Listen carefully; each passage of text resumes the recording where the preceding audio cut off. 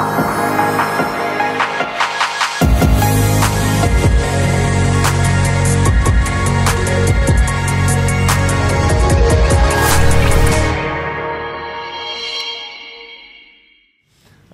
Shalom Bapak Ibu. Sekarang kita ada di ujung tahun 2023, Saudara ya. Ini waktu-waktu yang luar biasa karena ini hari terakhir, Saudara, jam-jam terakhir sebelum kita pindah dari tahun 2023 ke tahun 2024, Saudara. Tadi pagi waktu saya bangun, kemudian saya berjalan, maksudnya di belakang rumah saya melihat matahari terakhir yang terbit di tahun 2023, Saudara ya. Saya bersyukur kepada Tuhan. Waktu jalan ke sini juga sepanjang perjalanan saya bersyukur kepada Tuhan. Kemudian mengingat segala kebaikan Tuhan. Saudara, ada banyak kesulitan yang dialami, ada banyak masalah yang terjadi, ada banyak drama yang terjadi, season 1, season 2, season 3 gitu ya, kalau Anda nonton drama Korea. Ada banyak kesulitan, Saudara, yang kita alami. Saya percaya ini adalah cerita dari bukan saya saja, tapi cerita dari kita semua, Saudara ya. Ada banyak hal yang kita lalui, Saudara ya. Dan kita ada di sini sampai di saat ini, detik ini, Saudara, itu karena Tuhan yang baik dalam kehidupan kita. Seri khotbah kita yang lalu, sekarang kita bukan lagi seri khotbah Jesus at the Center, karena kita memasuki tahun baru. Dan di dalam seri khotbah Jesus at the Center, saya berkata bahwa Tuhan itu adalah makna, firman Tuhan yang berkata sebenarnya ya, bahwa pada mulanya adalah logos atau makna, dan makna itu bersama-sama dengan Allah, dan makna itu adalah Allah, logos itu adalah Allah. Nah, karena kita tinggal di dalam Tuhan, kita tinggal dalam Kristus, Saudara, maka kita tinggal di dalam makna. Dan di dalam segala kesulitan kita, di dalam segala masalah kita, semua terjadi karena ada tujuan Tuhan, Saudara. Amin. Semua terjadi karena ada purpose-nya Tuhan, Saudara. Segala kesulitan yang terjadi ada purpose-nya, Saudara.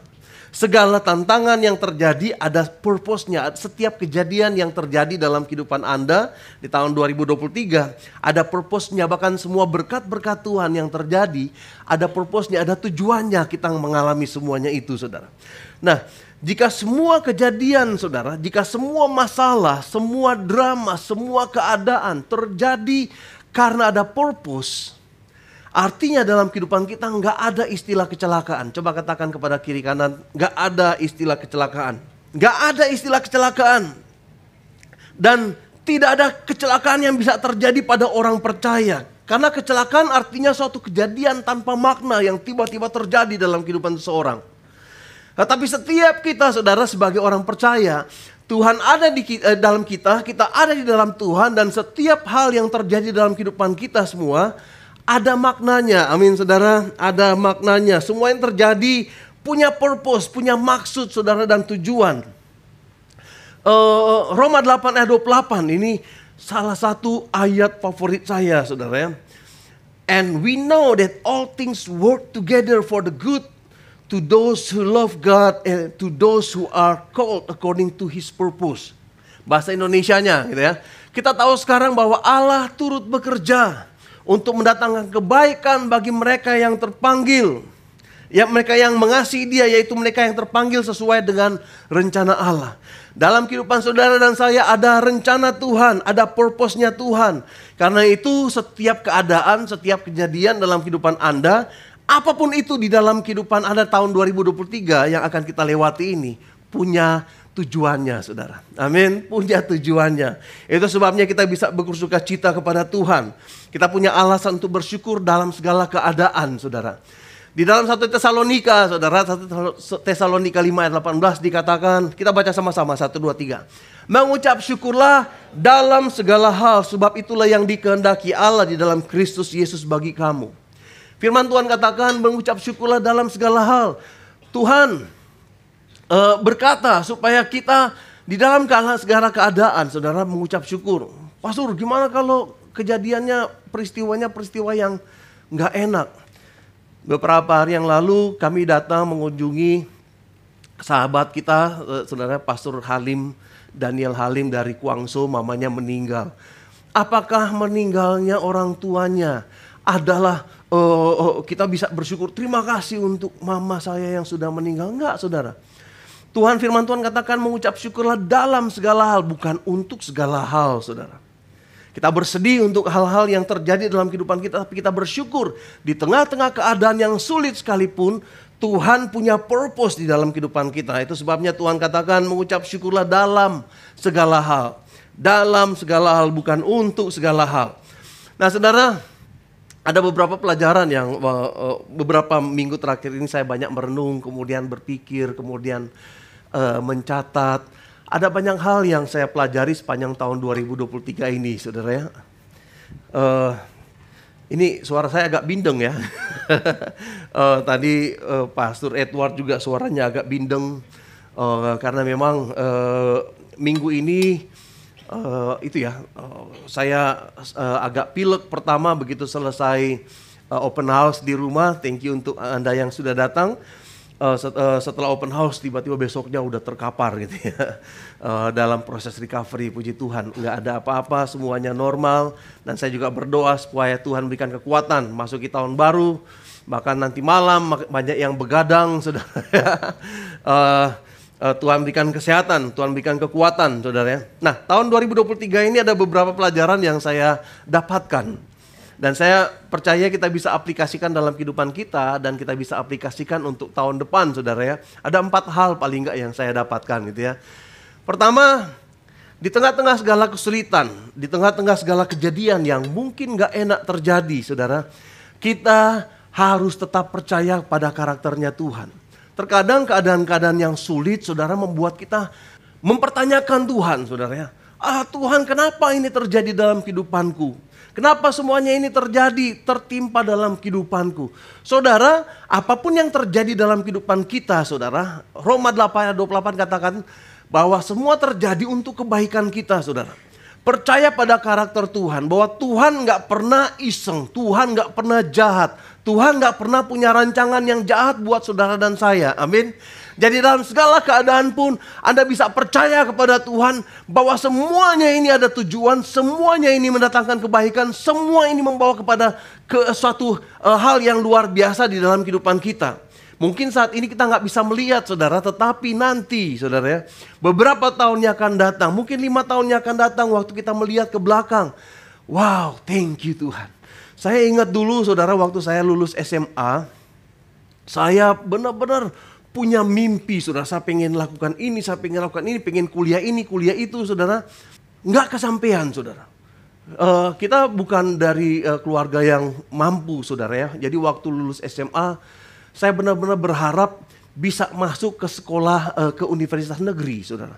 Saya benar-benar berdoa supaya bisa masuk ke universitas negeri karena biayanya lebih murah relatif atau mungkin jauh lebih murah daripada universitas swasta, saudara. Saya berdoa, saudara, saya berpuasa, gitu ya.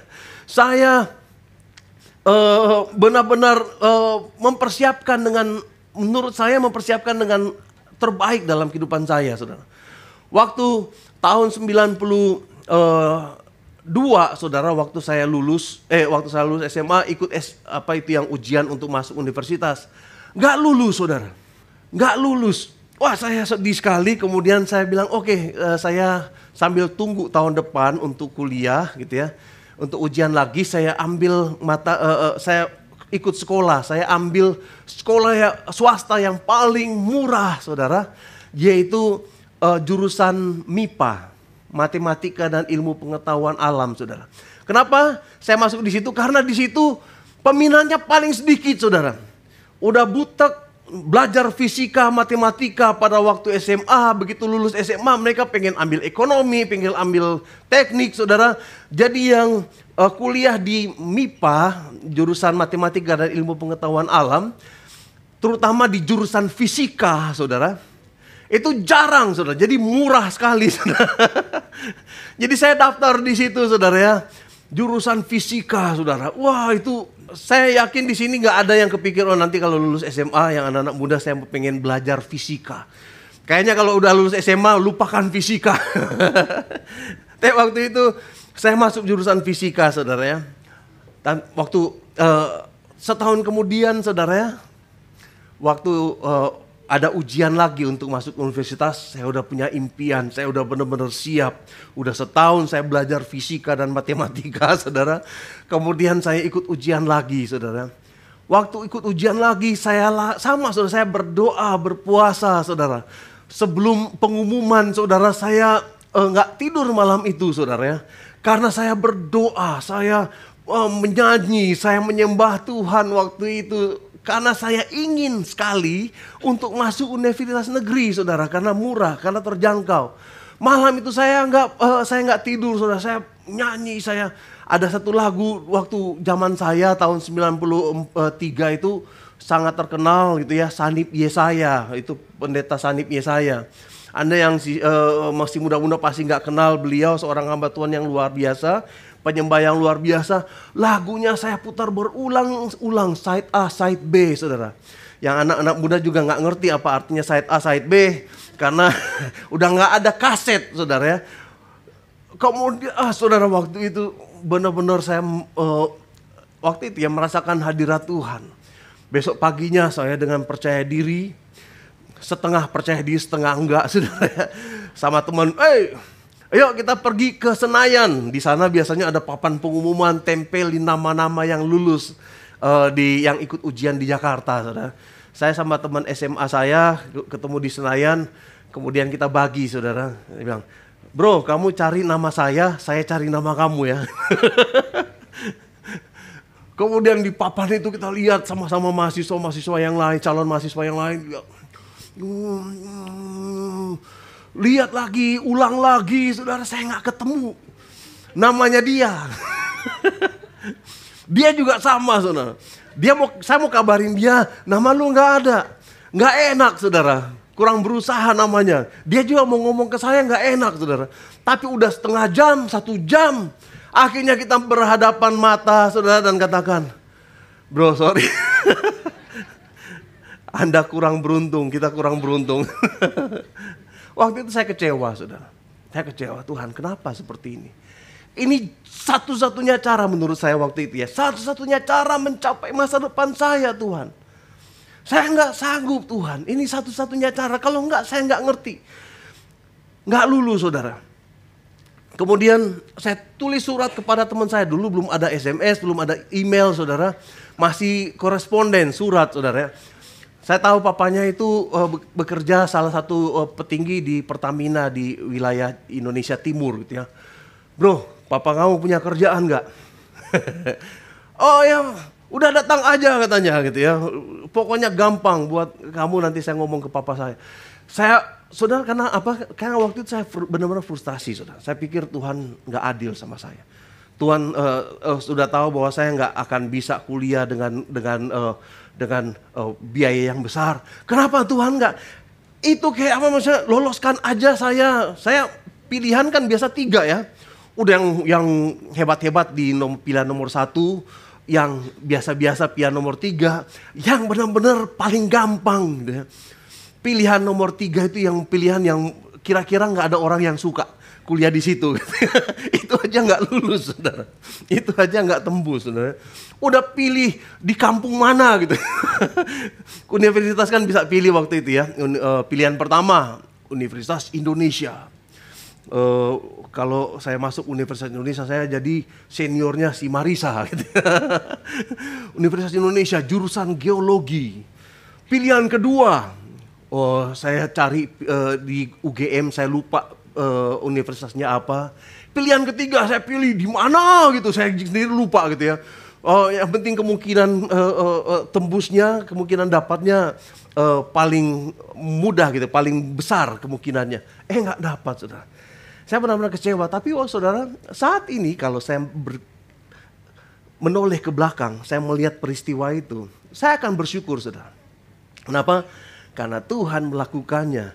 Karena Tuhan ingin mendatangkan kebaikan dalam kehidupan saya. Amin. Pada saat ini mungkin kita nggak bisa melihat, saudara ya. Tapi Tuhan punya planning dalam kehidupan saudara dan saya, saudara. Percaya kepada karakternya Tuhan itu membuat kita selalu bersyukur. Kedua, saudara, selalu ambil langkah iman, saudara. Kedua, selalu ambil langkah iman dalam kehidupan Anda. Berani saudara ya. Iman itu saudara dimulai dari satu langkah. Anda nggak akan bisa mencapai hal-hal yang besar tanpa ada langkah yang pertama. Anda nggak bisa saudara mencapai 1000 langkah saudara tanpa ada langkah yang pertama saudara. Anda nggak bisa berjalan di atas air sebelum keluar dari perahu itu saudara, langkah pertamanya. Jadi saudara, yang saya pelajari dalam tahun 2023 yaitu melangkah dengan iman. Mujizat selalu terjadi pada waktu kita melangkah. Kita nggak akan pernah melihat mujizat dulu baru kita melangkah. Nggak pernah saudara. Anda baca dalam firman Tuhan, perjanjian lama dan perjanjian yang baru selalu dimulai dari satu tindakan. Karena tindakan iman adalah bentuk ketaatan kita dan bentuk bahwa kita percaya kepada karakternya Tuhan. Kemudian saudara, ketiga yaitu tinggal dalam komunitas ilahi. Miliki sahabat seiman saudara. Kenapa? Karena kita ini gampang lemah saudara. Ibaratnya kalau kita ini arang. Kalau arangnya itu ada bersama-sama di dalam satu kumpulan yang membara saudara. Kita akan punya kekuatan saudara. Tapi coba satu bara itu yang menyala paling terang di kumpulan bara itu Anda ambil dan keluarkan saudara dari kumpulan itu. Apa yang terjadi? Hanya dalam beberapa detik saudara, hanya dalam beberapa nggak sampai 1 menit, bara itu akan mulai padam saudara. Untuk itu saudara, di dalam kehidupan Anda harus bersyukur kalau Anda punya teman-teman seiman yang menguatkan Anda, yang memberikan semangat kepada Anda saudara. Hidup akan lebih aman kalau kita berjalan bersama saudara. Amin. Di Purpose Driven Church dikatakan better together. Lebih baik bersama-sama saudara. Lebih baik bersama-sama. Ada pepatah dari Afrika katakan bahwa kalau Anda ingin berlari cepat, larilah sendirian. Tapi kalau Anda ingin larinya lama, berlarilah bersama-sama saudara.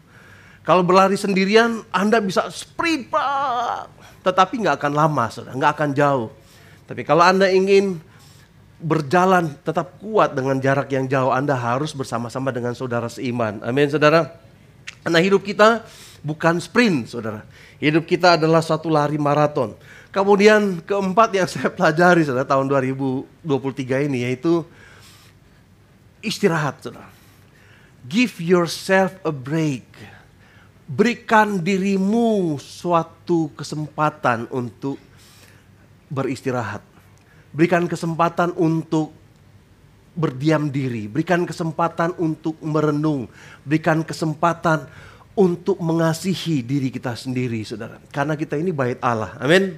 Kita ini bait Allah, kita harus menyayangi bait Allah ini. Kita berikan waktu untuk istirahat, kita berikan waktu untuk jadi kuat, saudara. Karena itu sangat dibutuhkan untuk perjalanan yang panjang. Nah, pagi ini saudara, saya bisa berkata seperti ini saudara. Ebenezer. Sampai di sini Tuhan sudah menolong saya. Di akhir dari tahun 2023 ini saudara, sampai di sini Tuhan masih menolong saya saudara. Sampai di sini Tuhan masih memimpin saya saudara. Saya bersyukur kepada Tuhan saudara. Ini Ebenezer ini bicara konteksnya yaitu tentang bangsa Israel. Waktu itu bangsa Israel mengalami banyak tantangan, mengalami banyak masalah. Mereka baru selesai dipimpin oleh hakim demi hakim, saudara, ada di kitab Hakim-Hakim. Kemudian satu kali mereka ada dalam pimpinan dari seorang imam Eli, saudara. Tapi pada waktu itu orang Israel nggak taat kepada Tuhan, imam-imamnya menyeleweng dari Tuhan, saudara. Dan kemudian waktu mereka berperang, tabut Allah dirampas dari mereka oleh orang Filistin, saudara, diambil dari orang Israel, saudara, dan mereka menjadi bangsa yang terjajah selama lebih daripada 20 tahun. Kemudian singkat cerita, saudara, pada waktu itu Samuel muncul, kemudian Samuel minta kepada semua orang Israel untuk bertobat, saudara. Kemudian mereka mempersembahkan, mereka bertobat, mereka berjanji kepada Tuhan untuk tidak tidak lagi mengikuti Allah-Allah yang lain. Mereka mempersembahkan korban dan akhirnya mereka bisa mengalahkan orang-orang Filistin, saudara. Kemudian di dalam 1 Samuel 7 ayat 12, kemudian Samuel mengambil sebuah batu dan mendirikannya di antara Misbah dan Yesana. Ia menamainya Ebenezer, katanya, sampai di sini Tuhan sudah menolong kita. Nah, dari semua persoalan yang sudah dilewati hari ini, saya mau ajak kita semua menaruh satu batu, saudara, secara figuratif, menaruh satu batu sebagai tanda berkata bahwa sampai di sini Tuhan. Sampai tanggal 31 Desember tahun 2023 Tuhan sudah menolong saya. Tuhan sudah gak pernah gagal untuk membantu saya, menolong saya, memberikan jalan keluar dalam setiap masalah-masalah kehidupan saya. Tahun depan bagaimana? Saudara, ada banyak masalah juga yang akan kita hadapi tahun depan, saudara. Akan ada banyak juga, saudara, peperangan yang menanti, saudara. Kesulitan-kesulitan besar yang menanti, badai-badai yang menanti, saudara. Akan banyak di tahun 2024, saudara. Tetapi, saudara, seperti kita lewati tahun 2023, kita juga pasti akan lewati semuanya. Amin, saudara. Sebentar lagi keadaan politik akan makin panas, saudara. Di FB saya, saudara, ada beberapa hamba Tuhan mulai berantem, saudara ya. Karena yang satu pilih nomor 2, satu pilih nomor 3. Satu mulai membela-bela nomor 2, satu membela-bela nomor 3. Saya pikir kok gak ada yang bela nomor 1 ya? Apa saya aja yang bela nomor 1? Sebentar lagi pikiran Anda akan dipingpong oleh media dan oleh politisi. 2 dipingpong ketiga, 3 dipingpong kedua. Begitu terus, saudara. Dan saran saya kepada Anda, saudara ya. Saya kepada Anda, belajar dari peristiwa tahun 2019 yang lalu, saudara ya. Jangan mau diadu, saudara. Amin. Coba katakan kiri kanan, jangan mau diadu. Jangan mau dipingpong, saudara. Jangan baper. Coba tepuk kiri kanan dan katakan jangan baper. Belajar, saudara, dari 5 tahun yang lalu. 5 tahun yang lalu keluarga retak, saudara, pertemanan hancur. Saya punya grup WhatsApp teman-teman SMA. Saudara, berantem kita di situ, saudara.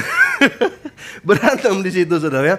Gereja terpecah, ada beberapa gereja yang terpecah gara-gara itu, saudara. Komunitas bermusuhan dan sampai sekarang pun masih berasa, saudara. Saudara, beberapa bulan setelah pemilihan umum, dua-duanya pelukan, saudara. Seakan-akan udah gak ada lagi rivalitas yang lama, saudara ya. Sementara di bawah sudah hancur-hancuran. Saudara, jangan baper. Amin, saudara. Pilih aja apa yang menjadi sesuatu yang menjadi preference Anda. Tapi jangan baper, saudara. Santai aja, amin, saudara. Jangan mau dirusak untuk hal-hal yang seperti itu, saudara. Kembali ke khotbah gitu ya. Tahun 2024 saya yakin kebanyakan dari Anda akan membuat mungkin sudah membuat resolusi, saudara ya. Sudah membuat rancangan-rancangan apa yang akan Anda capai tahun 2024. Mungkin ada mujizat-mujizat yang Anda sangat harapkan terjadi dalam kehidupan Anda. Tuhan, aku ingin terobosan dalam bisnisku. Aku ingin terobosan dalam sekolahku. Aku ingin terobosan dalam keluargaku. Aku ingin terobosan dalam gerejaku. Aku ingin terobosan dalam hal ini, itu, saudara. Ada jawaban doa yang kita harapkan di tahun 2024. Ada, saudara, mimpi-mimpi besar yang Anda inginkan, saudara, terjadi di tahun 2024. Ada goal, ada sasaran yang ingin Anda capai di tahun 2024. Nah, saudara, jika Anda berterima kasih nanti di akhir tahun 2024, 31 Desember 2024, itu namanya sesuatu yang normal, saudara. Itu biasa terjadi. Begitu selesai kita dapatkan apa yang kita harapkan, baru kita katakan kamsyah Tuhan. Terima kasih Tuhan. Oh Tuhan, Engkau sangat baik. Tetapi saudara, ketika Anda berterima kasih kepada Tuhan in advance, ketika Anda berterima kasih kepada Tuhan sebelum semuanya terjadi, itu namanya iman, saudara. Amin. Dan saudara, satu bentuk tertinggi dari iman, yaitu pengucapan syukur sebelum segala sesuatu terjadi, saudara. Bersyukur kepada Tuhan sebelum menerima jawaban doa itu adalah bentuk iman yang paling tinggi, saudara. Anda bersyukur untuk jawaban doa meskipun Anda belum melihat jawaban doanya. Anda bersyukur karena jawaban doa sedang dalam proses pengiriman. Kalau Anda belanja di belanja online, di statusnya udah delivery sudah, sementara dalam pengiriman. Itu sebabnya kita bisa bersyukur kepada Tuhan. Karena saudara, pada waktu imani ini saudara, pada waktu Anda berdoa, jawaban doa Tuhan berikan saat itu juga saudara. Tetapi ada prosesnya. Kita sudah belajar tentang kenapa doa kita terlambat dijawab. Enggak seperti yang kita harapkan. Anda mungkin bisa lihat di beberapa bulan yang lalu waktu kita membahas mengenai doa saudara. Nah, mungkin belum diterima, tapi saya bersyukur Tuhan karena Engkau sudah menjawab doa saya. Dan tinggal menunggu waktu saja Tuhan, Engkau akan menyatakan jawabannya itu kepada saya. Sedang dalam proses delivery, bersyukur terus saudara. Bersyukur terus bahwa Tuhan sedang menjawab doa Anda, bahwa Tuhan sudah menyediakan segala kebutuhan Anda. Itu adalah bentuk iman yang Tuhan harapkan saudara. Kenapa saudara? Pada waktu Anda berdoa di dalam Markus pasal 11 ayat 24 berkata, karena itu aku berkata kepadamu. Kita baca sama-sama, 1, 2, 3. Karena itu aku berkata kepadamu, apa saja yang kamu minta dan doakan, percayalah bahwa kamu sudah menerimanya, maka hal itu akan diberikan kepadamu. Bersyukur kepada Tuhan saudara. Kita harus meminta saudara ya. Tuhan, tahun 2024 aku butuh dana untuk anakku sekolah. Tuhan, tahun 2024 aku butuh hikmat untuk memulai usaha. Aku butuh hikmat untuk memperluas pekerjaan, memperluas usahaku. Tuhan, tahun 2024 aku butuh biaya untuk ini Tuhan. Waktu Anda berdoa saudara, dan selama Anda menanti penggenapan doa itu saudara, bersyukur kepada Tuhan bahwa Anda sudah menerimanya. Tuhan sudah memberikan dan kita punya iman bahwa itu hanya masalah waktu sampai kita bisa menerimanya. Dalam kehidupan kita ada mimpi-mimpi yang kita harapkan saudara. Ada target-target yang ingin dicapai. Ada situasi-situasi yang butuh mengalami transformasi. Ada gaya hidup yang butuh mengalami turn around gitu ya, butuh mengalami perubahan 180 derajat dari keluarga kita, dari anak-anak kita atau dari hal-hal yang lain saudara ya. Nah, sebelum hal itu terjadi saudara, mengucap syukur saudara bahwa kita percaya di tahun 2024 Tuhan sedang bekerja memberikan jawaban-jawaban doa kita. Nah, pada waktu-waktu antara Anda berdoa dan Anda menerima jawaban doa, di sini saudara, di antara ini, di situ ada peperangan di situ saudara. Pada waktu Anda berdoa sampai ada jawaban doa, ada peperangan di sini saudara ya. Ada yang namanya cobaan iman di sini. Ada proses iman yang memperkuat kita semakin percaya kepada Tuhan atau sebaliknya saudara. Banyak orang yang menjadi discouraged justru di dalam masa-masa ini saudara ya. Antara pada waktu kita berdoa dan jawaban doa kita terima saudara, ada masalah di sini dan ada banyak orang yang patah semangat saudara, kemudian menyerah di sini saudara. Nah disinilah saudara di antara ini terjadi pikiran-pikiran negatif saudara muncul dalam kehidupan kita. Kecemasan, kekhawatiran, iman kita mulai terkikis saudara pada waktu kok lama, kok belum. Pada waktu kita cek kok belum ada tanda-tanda jawaban doa. Kita sudah berusaha tapi kok belum ada tanda-tanda. Nah di sini biasanya di antara ini mulai terjadi kompromi saudara ya. Mulai terjadi seperti kebanyakan orang kita mulai cari jalan pintas saudara. Seperti Abraham. Tuhan sudah katakan Abraham tahun depan kamu akan dapat anak. Tapi kok lihat-lihat istrinya. Kok belum ya. Kok belum ya. Gue pengen bantu Tuhan Si Sarah juga mungkin mengalami pressure gitu ya. Kok belum merasa hamil ya. Padahal Tuhan bilang tahun depan. Udah Abraham, kamu ambil aja si Hagar. Abraham katakan, sip. Mereka membantu Tuhan saudara. Mereka nggak sabar menanti prosesnya Tuhan. Akhirnya apa saudara? Akhirnya lahirlah Ismail saudara. Lahirlah anak yang nggak sesuai dengan apa yang Tuhan inginkan saudara. Kenapa? Karena banyak kita saudara manusia berusaha cari jalan pintas seakan-akan membantu Tuhan.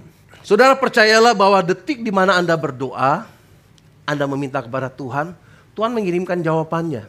Ada proses sebelum jawaban doa itu kita terima, saudara. Anda mungkin ingat Daniel, dia berdoa dan berpuasa. Tapi saudara belum ada jawabannya, dia terus berdoa dan berpuasa sampai hari yang ke-21 malaikat datang pada dia dan katakan, Daniel, pada hari engkau berdoa, Tuhan sudah mengutus aku untuk memberikan jawabannya kepadamu. Pada waktu kita berdoa Tuhan memberikan jawabannya, tapi ada prosesnya saudara. Amin. Coba katakan kiri kanan, ada prosesnya. Sabar, tepuk lagi kebalikannya, sabar. Nah saudara, ada waktunya saudara. Tahun 2024, di tengah-tengah tantangan dan masalah, saudara tetap beriman kepada Tuhan, minta kepada Dia, bersyukur selama permintaanmu, permohonanmu, pengharapanmu belum diterima. Bersyukur terus, kenapa saudara? Pada waktu Anda bersyukur, ada ekspektasi di situ. Ada iman di situ, ada pengharapan di situ. Ada suatu excitement di situ. Kehidupan Anda akan semakin hidup karena Anda bersyukur untuk mendapatkan sesuatu saudara. Nah saudara, mari tahun 2024 ini saudara kita hidupi dengan iman saudara. Kita sudah lewati tahun 2023. Kita sudah lewati masa-masa atau tahun-tahun yang lebih berat dari itu. Tahun 2020 ketika semua usaha tutup. Kita sudah lewati tahun 2021 ketika nggak bisa dapat pendapatan apa-apa karena semua kesempatan tertutup. Kita sudah lewati tahun 2022 saudara dengan kesempatan yang mulai terbuka sedikit. Walaupun sangat sulit, kita sudah lewati tahun yang kemarin saudara. Apalagi tahun 2024, amin saudara. Kita sudah lewati masa-masa sulit. Saat ini pun tahun 2024 pun saya percaya Tuhan akan menuntun Anda, memberikan hikmat kepada Anda. Dan memberikan jawaban-jawaban doa atas segala sesuatu yang Anda harapkan saudara. Mulai bersyukur, amin saudara, mulai bersyukur. Saya mau ajak kita untuk lihat ya Mazmur 100 ayat 1 sampai 5. Mengenai gimana kita bersyukur saudara. Firman Tuhan katakan Mazmur untuk korban syukur. Bersorak-soraklah bagi Tuhan hai seluruh bumi. Beribadahlah kepada Tuhan dengan sukacita, datanglah ke hadapannya dengan sorak-sorai.